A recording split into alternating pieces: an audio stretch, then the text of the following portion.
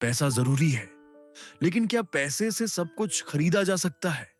आज की कहानी है पैसे की कीमत, एक ऐसे बच्चे की जो हमें सिखा गया कि सच्ची दौलत क्या होती है।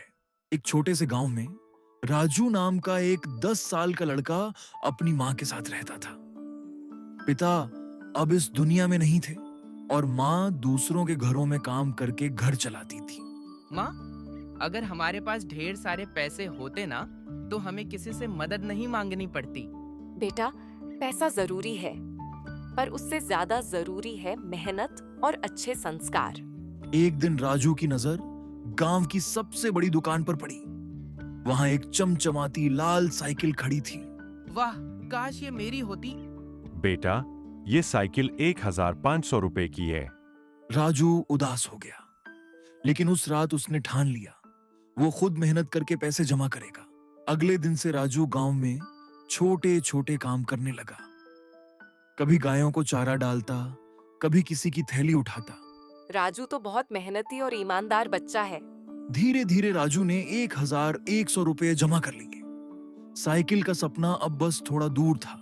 एक दिन राजू स्कूल से लौटा तो देखा मां बिस्तर पर पड़ी थी, तेज बुखार और दर्द से बेहाल। माँ, क्या हुआ तुम्हें? डॉक्टर को बुलाया गया। दवा लानी थी, कीमत 500 रुपए। राजू चुपचाप गया और अपने डिब्बे से पैसे निकाल कर दे दिए। बेटा, तूने जो किया वो एक बेटा ही कर सकता है। साइकिल का सपना अधूरा रह गया, लेकिन मां की मुस्कान राजू के लिए किसी खजाने से कम नहीं थी। कुछ दिन बाद गांव में एक प्रतियोगिता हुई, ईमानदारी और मेहनत का इनाम। गांव के प्रधान ने मंच से राजू का नाम लिया। प्रधान जी बोले, इस बच्चे ने हमें सिखा दिया कि असली दौलत क्या होती है। फिर सेठ धनराज बोले, तेरी मेहनत, ईमानदारी और मां के लिए तेरे प्यार का इनाम। राजू की आंखों से आंसू बह निकले, पर इस बार ये आंसू सिर्फ खुशी के थे। बच्चों, याद रखो, पैसा जरूरी है, लेकिन उसका सही इस्तेमाल और सच्चा दिल ही उसे कीमती बनाता है।